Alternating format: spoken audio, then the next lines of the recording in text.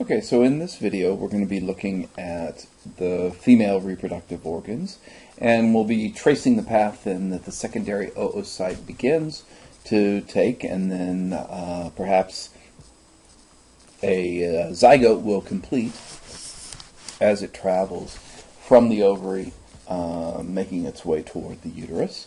And then we'll wrap up by talking about the female sexual response, and that should do it. So here we go. All right, so excuse me. So we've talked about the ovaries already, and very close to the ovary is the opening to the uterine tubes. The uterine tubes are about 4 inches long, and the infundibulum is the portion of the uterine tube that is nearest the ovary, and it's slightly larger than the rest of the uterine tube, and it is surrounded by a bunch of finger-like projections. These are the fimbriae, and that's how you say that. So the I says E, and then the AE also say E, so it's the fimbriae. And these are little finger-like projections that surround the opening of the infundibulum. And the infundibulum and the uterine tube are all lined with a ciliated simple columnar epithelium, and it secretes a mucus, and the cilia create a current that draws fluids, peritoneal fluids, toward the entrance of the infundibulum. And as that oocyte is ovulated, so after ovulation occurs, then the oocyte is drawn into the infundibulum by this current of fluid that all of the cilia are creating. And then peristaltic contractions, as well as the ciliary movement, will coax the oocyte along the length of the uterine tube. And it takes 3 to 4 days to make it from the infundibulum to the uterus. But the oocyte must encounter a sperm within somewhere between 12 and 24 hours of ovulation. Otherwise, the secondary oocyte will run out of time and will begin to degenerate and become inviable. If that happens, then the oocyte just begins, disintegrates, and that's the end of it all for that particular month. No pregnancy can occur. But let's assume now that fertilization occurred, and now the zygote will continue along the pathway of the uterine tubes, formerly, and by the way, these are formerly known as the fallopian tubes, but as we've seen with other organs that are named after a person, are getting away from those names that are associated with a person. The next organ in the pathway is the uterus. It is a muscular, hollow organ, and it will protect and nourish the developing embryo, and that is what we call the developing baby during the first 1 to 8 weeks. And after that, it's referred to as a fetus, which is from about 9 weeks to delivery. So somewhere around toward the end of the second month, then we kind of shift from calling it an embryo to a fetus. So if you look at the picture on page 838, it is roughly pear-shaped, and there's a bend in the uterus that brings it more anteriorly. It bends sort of toward the front of the body, and it is held in place and stabilized by ligaments. And so there are 2 regions of the uterus. So again, this is the uterus here. We're looking at it kind of head on. And here would be the opening. So this comes down to the opening into the uterus. And then here are the uterine tubes coming in, and out here at this end, kind of opens up into the fimbriae, and same thing over here, kind of bell-shaped with these finger-like projections, cupping the ovary. There we are. So the largest portion here is the body, and at the superior end of the body, everything that is superior to the entrance of the uterine tubes, this region here is referred to as the fundus. So the large portion of the uterus is the body, and the portion of the fundus that's superior to the uterine tubes is the fundus. And this region down here, where it narrows down to a constriction, is the cervix. It's somewhat tubular, and it extends into the vagina, so the vagina surrounds it. And it has an opening here. That's the cervical orifice, so that's the opening into the vagina. So the uterine wall has 3 layers, and we'll start from the outside in. So here we have, this is the outer covering of the uterus. That is the perimetrium. It's the same as the visceral peritoneum.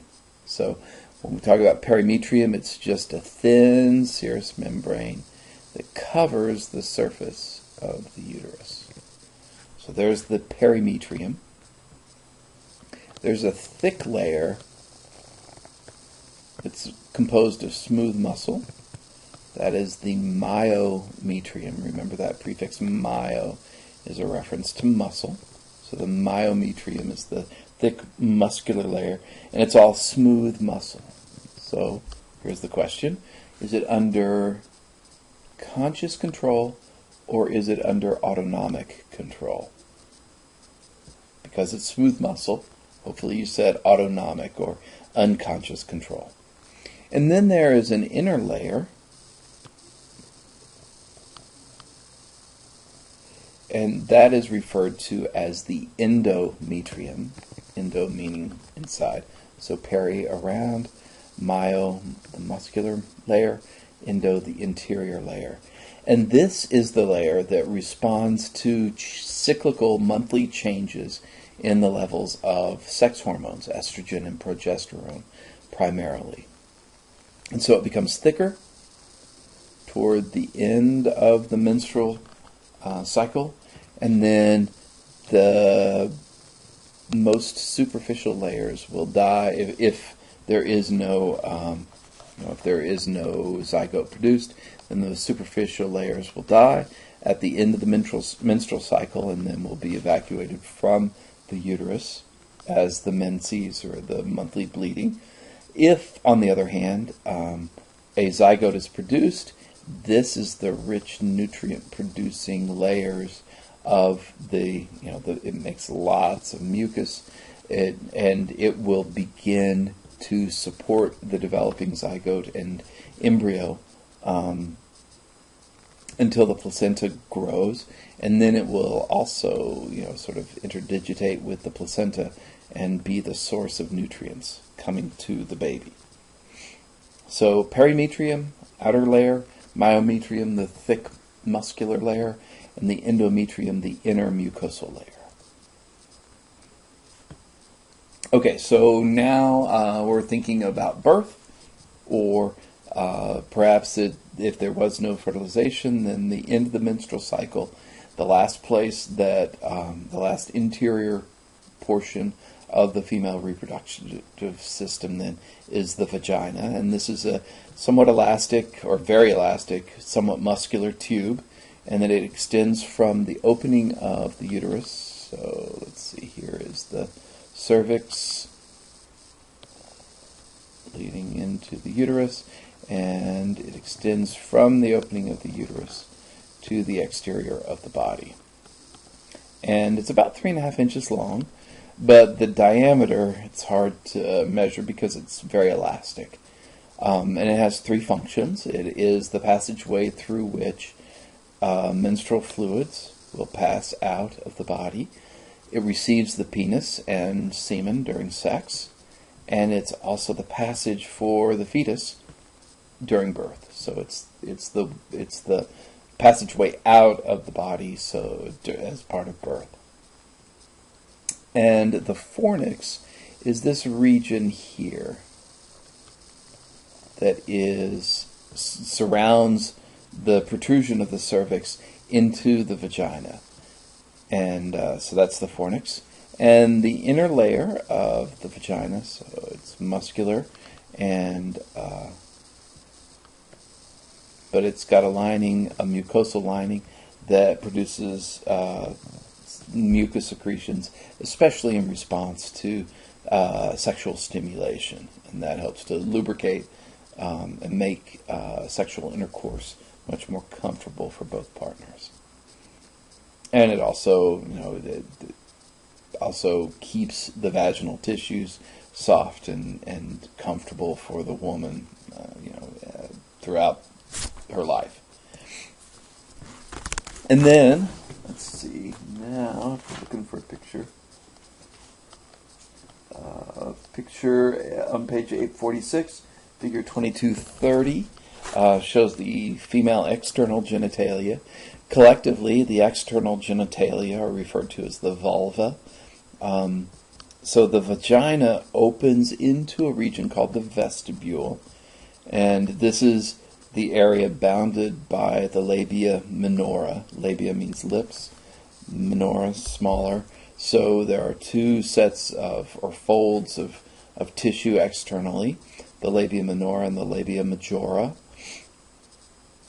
And everything within that's sort of surrounded by the labia minora, that's referred to as the vestibule. And the urethra opens into the vestibule anterior to the vaginal opening.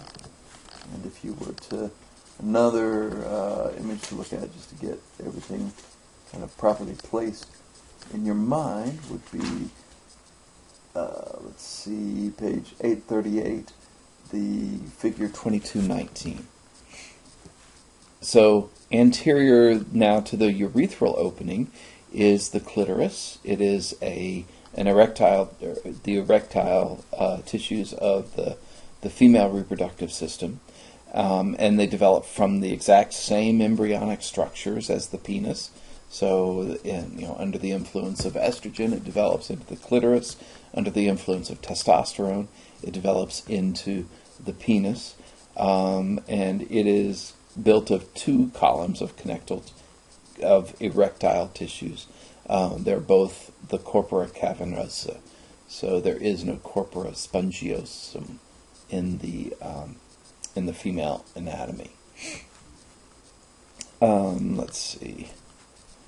The labia minora at the anterior end of the vestibule cover the clitoris, and there is also within the vestibule a pair of glands that secrete mucus called the vestibular glands, so vestibular for the vestibule, and they produce a mucus secretion that lubricates and moistens the vestibule during sex. Then